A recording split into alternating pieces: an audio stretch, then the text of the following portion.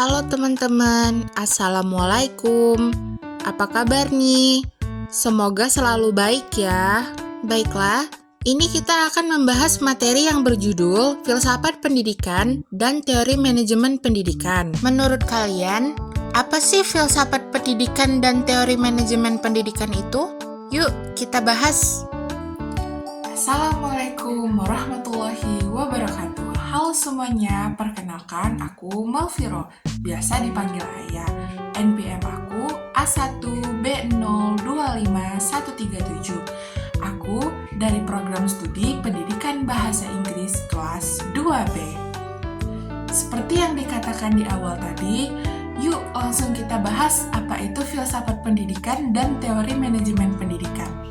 Materi pertama yaitu filsafat pendidikan. Filsafat pendidikan adalah filsafat yang digunakan dalam pembelajaran mengenai masalah-masalah pendidikan. Filsafat dan pendidikan memiliki hubungan yang erat karena filsafat memberikan landasan dan pandangan dunia yang menjadi dasar dalam merancang dan melaksanakan pendidikan. Filsafat pendidikan adalah pemikiran dasar tentang pendidikan yang mempertanyakan hakikat manusia, tujuan pendidikan, relasi antar pendidik dan peserta didik, serta hakikat pengetahuan dan nilai dalam proses pendidikan. Dengan demikian, filsafat pendidikan membantu mengembangkan cara berpikir atau pandangan terhadap proses pendidikan. Selanjutnya, macam-macam aliran filsafat pendidikan. Macam-macam aliran filsafat pendidikan itu seperti yang pertama, perennialisme, yang kedua, esensialisme, yang ketiga, rekonstruksionisme, yang keempat, progresivisme. Perennialisme adalah suatu aliran yang berfokus pada nilai-nilai dan prinsip-prinsip kebudayaan yang telah teruji dan abadi. Contoh perennialisme adalah pembelajaran yang menekankan karya-karya klasik dan nilai moral yang dianggap abadi seperti kejujuran dan keadilan. Esensialisme adalah aliran filsafat pendidikan yang fokus pada pembentukan inti atau hakikat fundamental dari pendidikan. Contoh esensialisme adalah sekolah yang menekankan penguasaan mata pelajaran dasar seperti membaca,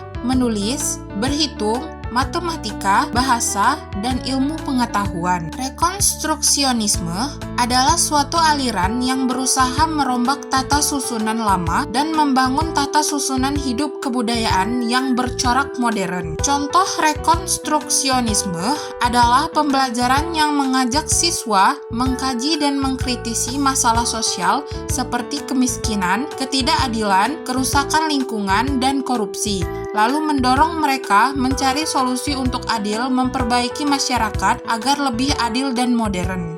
Progresivisme adalah aliran filsafat pendidikan yang berfokus pada perubahan dan kemajuan dalam pendidikan. Contoh progresivisme adalah pembelajaran yang berpusat pada siswa, di mana siswa belajar melalui pengalaman langsung seperti diskusi, kerja kelompok, dan proyek, sementara guru berperan sebagai fasilitator. Materi selanjutnya yaitu teori manajemen pendidikan. Teori manajemen pendidikan adalah kumpulan konsep, prinsip, dan pendekatan yang digunakan untuk merencanakan, mengorganisasi, mengarahkan, dan mengendalikan seluruh kegiatan pendidikan agar tujuan pendidikan dapat tercapai secara efektif dan efisien. Sederhananya, teori ini membahas bagaimana sekolah atau lembaga pendidikan dikelola, mulai dari pengelolaan guru dan tenaga kependidikan, kurikulum, serta didik, sarana prasarana, hingga keuangan. Manajemen pendidikan ini memiliki 3 bagian, yaitu yang pertama,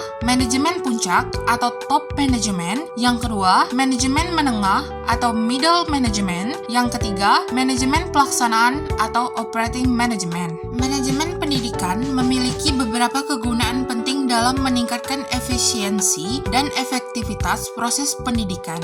Di antaranya, 1. Meningkatkan efisiensi dan efektivitas pendidikan. 2. Optimalisasi sumber daya dana. 3. Peningkatan kualitas pendidikan. 4. Pemberdayaan stakeholder guru dan siswa. 5. Adaptasi terhadap perubahan teknologi. 6.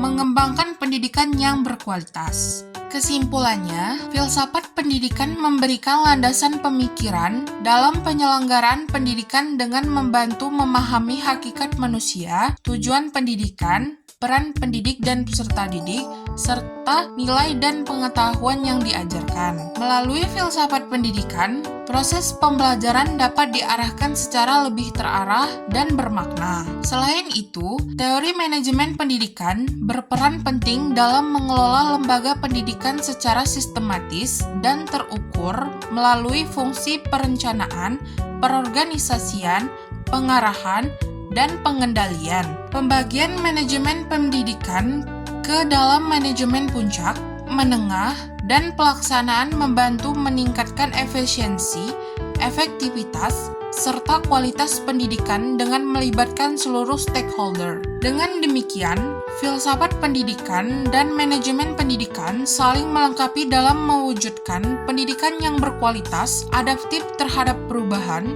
dan mampu mencapai tujuan pendidikan secara optimal. Selesai sudah materi yang kita bahas kali ini. Terima kasih atas perhatian teman-teman selama pembelajaran ini. Semoga apa yang telah kita pelajari dapat bermanfaat dan mendorong kita semua untuk terus berkembang serta berkontribusi dalam mewujudkan pendidikan yang lebih baik ke depannya. Saya akhiri. Wassalamualaikum warahmatullahi wabarakatuh.